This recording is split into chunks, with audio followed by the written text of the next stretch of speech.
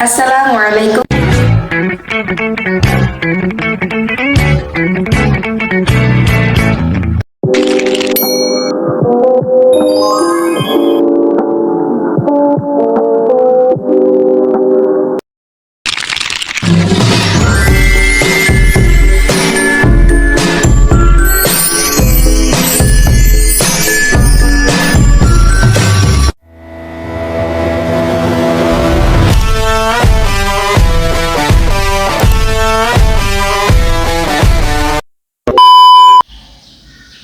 Assalamualaikum warahmatullahi wabarakatuh.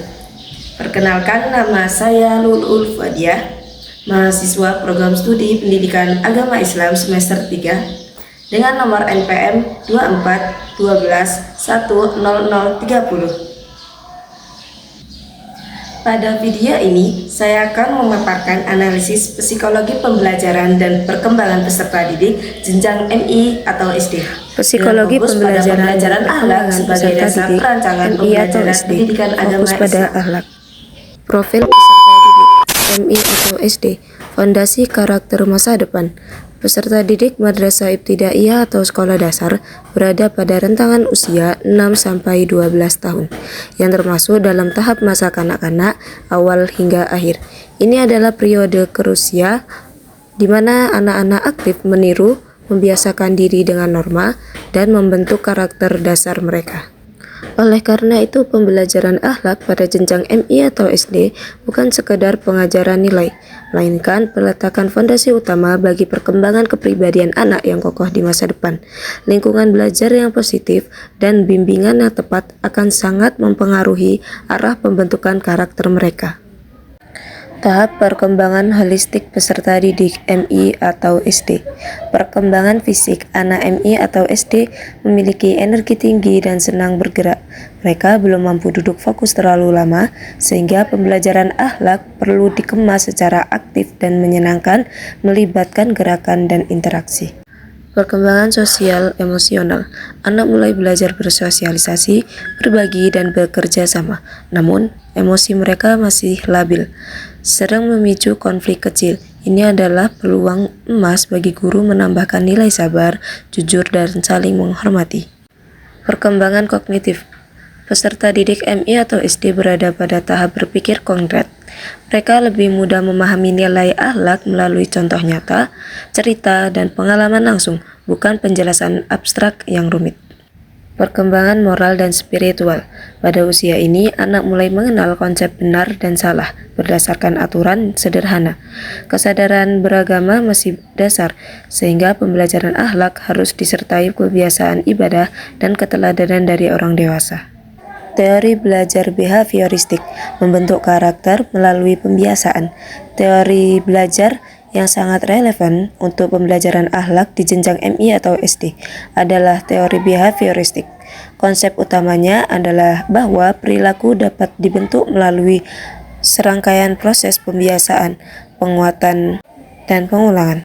Teori ini sangat sesuai dengan karakteristik peserta didik MI atau SD karena yang pertama, anak-anak pada usia ini cenderung mudah meniru perilaku yang mereka amati dari orang dewasa, terutama guru.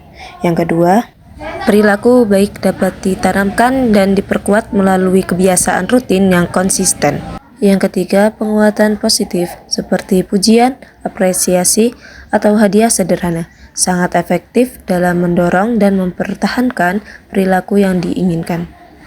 Dalam konteks pembelajaran akhlak, teori behavioristik membantu guru membentuk sikap jujur, disiplin, sopan, dan tanggung jawab pada anak-anak melalui latihan dan praktik yang terus-menerus hingga menjadi bagian dari diri mereka. Analisis komprehensif faktor perkembangan peserta didik. Faktor internal meliputi aspek genetik yang membentuk karakter dan temperamen dasar setiap anak. Kondisi kesehatan yang mempengaruhi daya serap pembelajaran serta tingkat kematangan emosi yang berperan dalam ekspresi perilaku akhlak. Faktor eksternal, lingkungan keluarga sebagai contoh utama, budaya sekolah yang membentuk perilaku, pengaruh teman sebaya, baik positif maupun negatif, serta media digital yang memerlukan arahan agar tidak berdampak buruk pada sikap anak. Faktor Islami. Pentingnya penanaman iman melalui pengenalan Allah Subhanahu wa taala dan cinta kepadanya. Pembiasaan ibadah seperti doa dan sholat, serta akhlak sebagai tujuan utama pembelajaran PAI, MI, atau SD.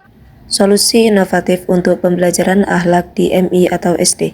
Metode pembelajaran yang pertama menceritakan kisah teladan Nabi dan orang soleh. Yang kedua, melakukan pembiasaan sikap baik dalam setiap aktivitas harian. Yang ketiga, memberikan keteladanan langsung dari guru sebagai role model. Pendekatan pengelolaan kelas, menciptakan suasana kelas yang hangat, aman, dan penuh kasih sayang agar anak merasa nyaman, berani berekspresi, dan mudah diarahkan dalam proses pembentukan akhlak. Penanaman nilai akhlak melalui contoh nyata yang dapat mereka lihat dan alami. Pengulangan perilaku baik secara konsisten, serta penguatan positif seperti pujian dan penghargaan atas usaha mereka. Peran guru PAI. Pilar pembentukan karakter. Guru PAI memiliki peran sentral yang tidak tergantikan dalam proses pembentukan karakter peserta didik. Yang pertama, pendidik memberikan ilmu pengetahuan agama yang benar dan relevan.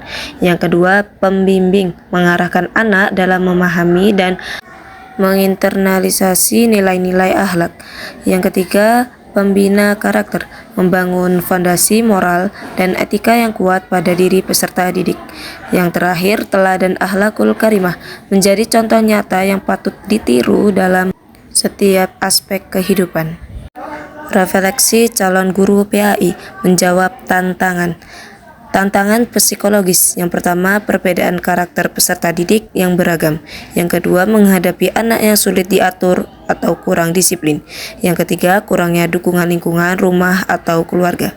Selanjutnya, solusi strategis. Yang pertama, bersabar dan konsisten dalam setiap proses pembimbingan. Yang kedua, selalu memberikan teladan yang baik dan konsisten. Yang ketiga, menanamkan akhlak melalui pembiasaan berkelanjutan. Yang keempat, membangun komunikasi yang efektif dengan orang tua atau wali murid. Dengan memahami psikologi perkembangan peserta didik MI atau SD, saya berharap mampu menjadi guru PAI yang tidak hanya mengajar, tetapi juga membentuk akhlak mulia sejak dini, menjadikan mereka generasi penerus yang berkarakter Islami. Membangun generasi berakhlak mulia. Pembelajaran akhlak di jenjang madrasah ibtidaiyah dan sekolah dasar adalah investasi jangka panjang bagi masa depan bangsa. Dengan pendekatan yang tepat, keteladanan yang konsisten, dan pemahaman mendalam tentang psikologi perkembangan anak, kita dapat mencetak generasi yang tidak hanya cerdas serta intelektual, tetapi juga luhur budi pekertinya. Setiap interaksi, setiap cerita, dan setiap pembiasaan adalah kesempatan untuk menanamkan nilai-nilai kebaikan. Mari bersama-sama menciptakan lingkungan pendidikan yang mendukung tumbuh kembang akhlakul karimah.